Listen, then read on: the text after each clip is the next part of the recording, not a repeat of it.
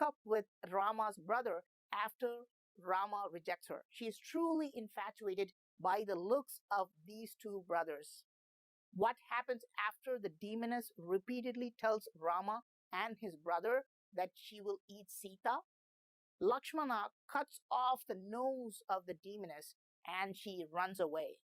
This is an important scene, but this is not carved in this temple. Even though Shurpanakha clearly crosses a line and insults them, does she deserve her nose to be chopped off? It would be very hard to justify this act of harming an infatuated woman. This is probably why this scene was not carved. Perhaps Lakshmana felt guilty for chopping her nose off. He could have probably driven her away without physically harming her.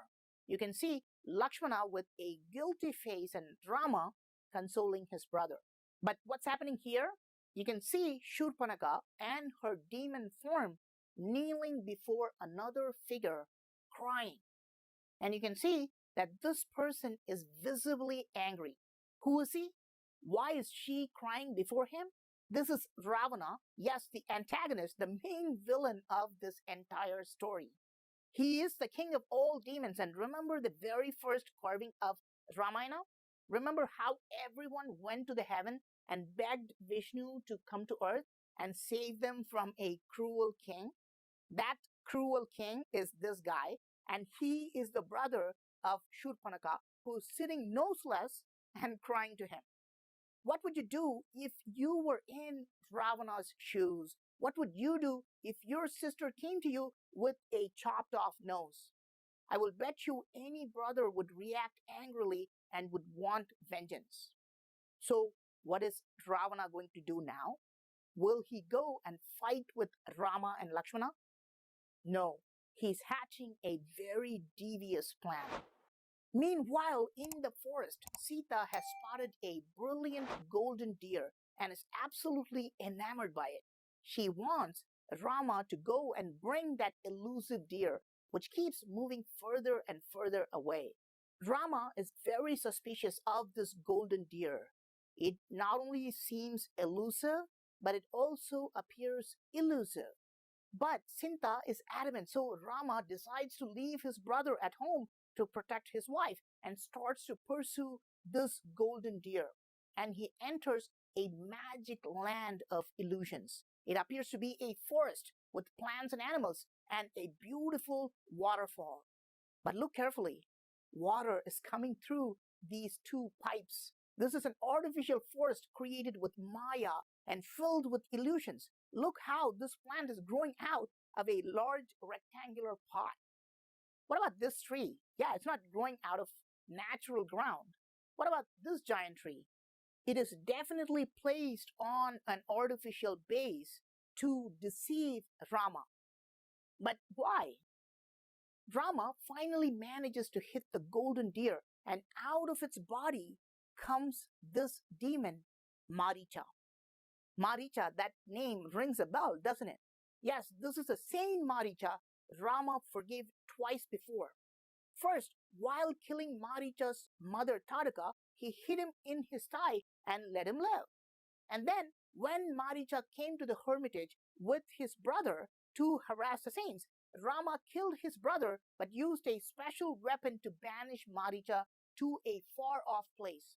But Maricha has now returned, this time in the guise of a beautiful golden deer ornamented with bells, adorned with precious stones, and has lured Rama far away from Sita. There is an important detail here. Look at the wound on the body of the deer. See how the cut mark is bigger than the arrow. Why?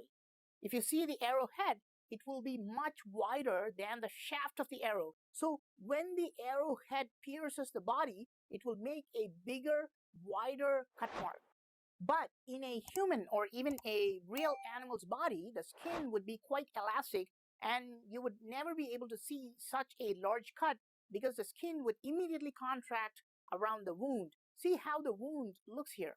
But this is an artificial deer made of gold with a not so elastic body. This is why such a wide cut matching the size of the arrowhead is shown on this body. Now, out of the deer's body comes the demon Maricha, wailing and crying for help. But how does he cry? He cries mimicking the voice of Rama. You see, this is an elaborate ruse. Something big is going to happen soon.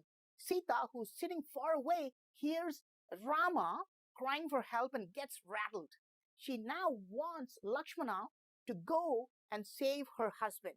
There is a deep philosophical comparison between Rama and Sita going on. In the previous carvings, Rama was tested by Maya, the illusions and psychological traps. A beautiful woman came and offered herself to Rama along with a bunch of gold and precious gifts. She even offered to live with him and make him happy. But Rama was unswayed by all this Maya. He was immovable. But now, Maya is trying its hand on Sita. When Sita saw the illusory golden deer, she could not control her temptation. She forced Rama to pursue that deer. Now, when Maricha is mimicking the voice of Rama and crying for help, will she be able to control her emotions? Or will she again fall prey to Maya? Believe it or not, Sita does exactly that. She now wants Lakshmana to go and save her husband. Lakshmana has promised Rama that he would not leave Sita's side. Lakshmana is also confident that nobody can defeat Rama, and this was not Rama's real voice. But Sita insists that he must go and save Rama. When Lakshmana refuses to leave, Sita goes crazy and does something ugly. Sita becomes suspicious of Lakshmana, that he likes her and wants to take her as his wife. Let's go back to this carving. Remember this competition? Anyone who could lift this bow can get married to Sinta, right? And Lakshmana lifted the bow. Did he do it because he wanted to marry her? Sita doubts Lakshmana's intentions. Is this why he's not going to save Rama? Is this why he's letting Rama die so he can marry her after Rama's death? Lakshmana cannot take this kind of accusation. This is the basest and meanest accusation a woman can make to any brother-in-law. So even though he has promised Rama that he would not leave Sita's side, he decides to go and get Rama. But Lakshmana has his own suspicions. He is afraid that Sita would not stay inside the house. She may wander and may get into trouble. So he puts a magic circle around her and tells her that she must not come out of the magic circle. In the Indian Ramayana, he draws a circle on the ground using his bow. But here you can see a band, a vertical magic circle placed around Sinta. And Sinta promises him that she will not go out of the magic circle. And Lakshmana now runs to find Rama. Look at the next series of carvings. There's absolute chaos. What is happening? Ravana, the demon king, has come and is abducting Sita. He's taking her by force. But how did he come all of a sudden and find Sita when she's all alone? There is elaborate planning and execution behind this abduction.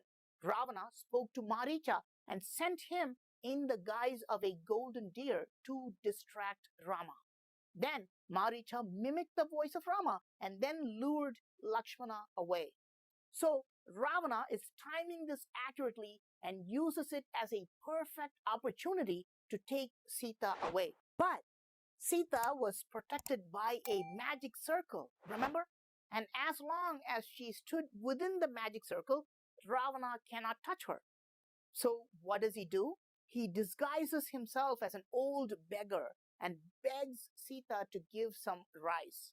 When Sita extends her hand beyond the magic circle to give the rice, Ravana grabs her hand and pulls her out of the magic circle. Ravana is manhandling her and Sita is screaming for help. But her husband and her brother-in-law are far away. There's nobody to help Sita now, as she herself has sent away Rama and his brother.